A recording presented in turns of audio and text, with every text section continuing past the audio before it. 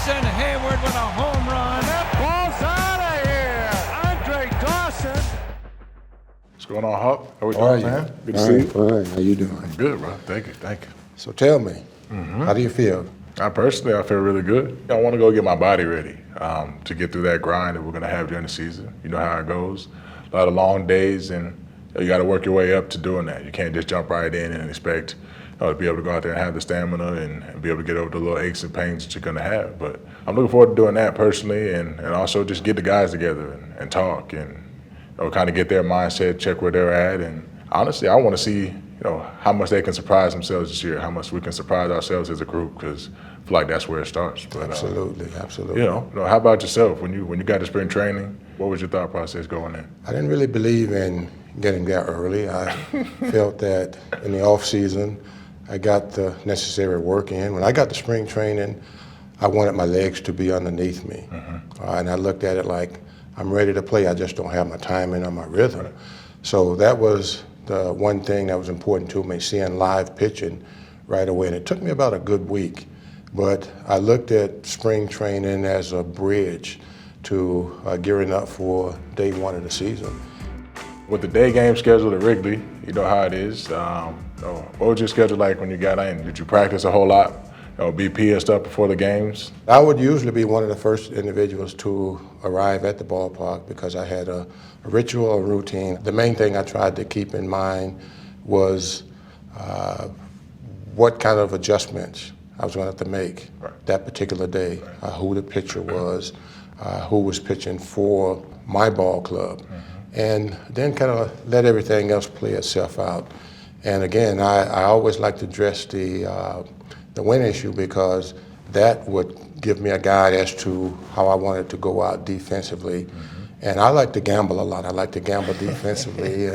If the wind was blowing in, I challenge the hitters, and you have a feel for who can beat you and who can't. So you have a tendency to cheat a little bit more. That is, cheat in, try and make the ballpark smaller than it already is. I'm still one of the first guys to get there. I'm usually one of the last guys to leave, especially with the day game schedule. I try to get in there and eat myself some breakfast, get that out of the way, make sure my body's good, and then I could take care of the mental aspect of the day. But I also like to get fully dressed pretty quickly after that. Soon after I get my breakfast, get in the hot tub, get my body loose, I get dressed, and then I start analyzing the stuff for the day as far as who's pitching for them, our pitcher, what team we're playing, how I'm going to need to play certain guys, and then kind of just relay that with the other outfielders and get a little rapport on how we want to start our day. And then I go try and get a little quick nap in because, you get there early, you want to get certain stuff out of the way, but you want to feel fresh for that game, and you want that adrenaline to click on when it's time to go. Fly ball to right, pretty well hit. Back goes Heyward near the track, battling the sun, and he makes the catch. What a play! I would say playing in Chicago and playing right field for 4 years, everyone knows about the Ivy. They don't talk often about the brick wall behind it, but winning 2 Gold Gloves in this right field, I have a new respect for the position and how you have to be aware of what's going on behind you on any given day. But what was it like for you on some of your days out there with the wind, the sun, and the fans out there keeping you in the game? Wrigley Field was by far the toughest right field in all of baseball when I was playing. But the way I tried to make it easy is going about every day, getting my work in. You'll have several innings where the sun could pose a problem. You have different elements going on, the sun, the wind, the high sky at times. So you really had to be in tune defensively, on your toes, and in the ball game. And then I look at the right field bleacher bumps. They added that extra element because they were always talking. They'll tell you if they felt you were playing a little bit too shallow, maybe a little bit too deep. So those are fans, but they're smarter than you think they are. They would say things to keep you humble, keep you smiling, and keep you in the ball game. And I owe a lot of credit to the right field faithful. Oh, that's real. For me, I feel like it almost makes me feel like I'm playing center field somewhat because for a while, my first 2 years here, they had the bullpens on the field. So I know you had to deal with that at Wrigley. You had to take charge more, I feel like, than any other right field in the game. And for me, I always remember that. But the fans coming out there, as soon as you get on the field, addressing them, getting that love back, getting that adrenaline rush back from them, getting ready to start the ball game, and periodically checking throughout the game. You take a look at the beautiful scoreboard, take a look and see how many outs, but they're checking with you as well. They'll let you know, we got 2 outs, Jay Hay, we got 1 out. You know, how many outs we got? And sometimes I don't give it to them because I'm like, hey, I'm focused right here, I'm locked in. But I try to make sure I give it to them, you know, at some point throughout the game. I didn't address the ivy.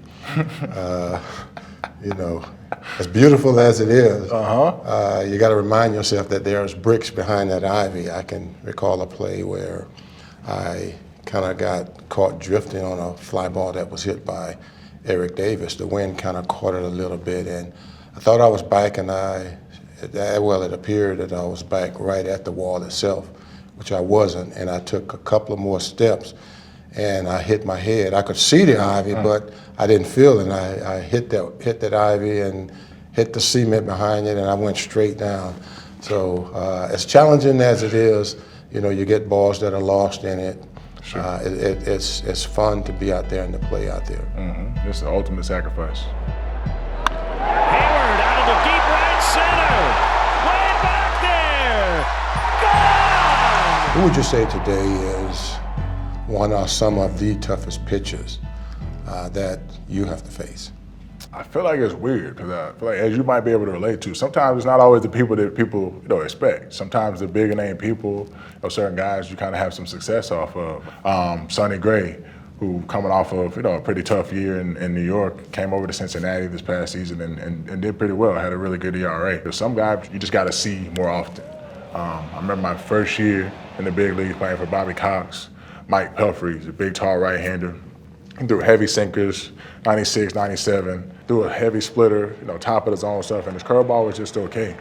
But for me, my mentality against a sinker guy with run was always, all right, let me try and stay inside the ball, let's not roll over. I think I started off going 0 for 9 against him, and I'm like, man, this ain't it for me. But what about you? What about some guys that you had, some tough battles with?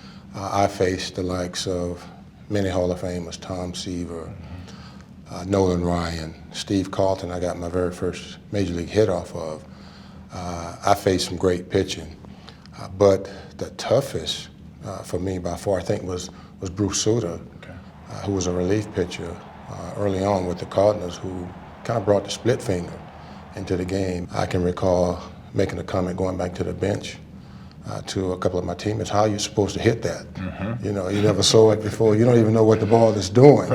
Right. But he was by far probably one of the toughest pitchers. John Smoltz kind of jumps out at me. He always kept me out front. I hit a lot of balls off the end, weak ground balls to shortstop. And he hit me on the elbow, actually here in Wrigley Field. Really? One game, and Terry Pendleton made a comment. He said, "Oh my God, you woke him up now." And sure enough, the next at bat, I hit a home run out onto Waveland. And I think the finesse guys are the ones who try to keep you off balance, who will pose problems every now and then, more so with the power guys, the guys who have an idea. You know that what you're going to get, they're going to come at you. You're going to get a pitch to hit. You just can't miss it. You love to watch him. He's always hanging in there. Look at this. Yeah, what a finale for Andre. A magic moment for Andre Dawson. I'd like to share a story with you.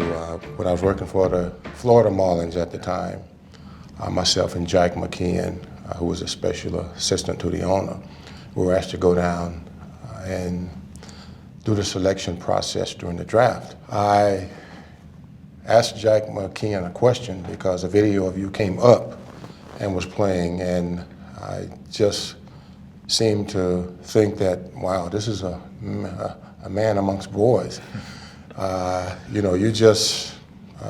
It was unbelievable, some of the things that you were doing.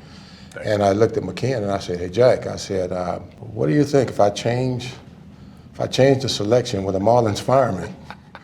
And Jack looked at me, not really in disbelief, but he said, "Hell, Hawk," he said, you do what you want to do." So I thought about it, but I knew the process. I knew that, they were making the call back from Florida. And, well, as history shows, you went to the Braves with the next pick, but, man, I wanted to change that pick. Just want you to know You've been one of my favorites. I've followed you since I wanted to draft you.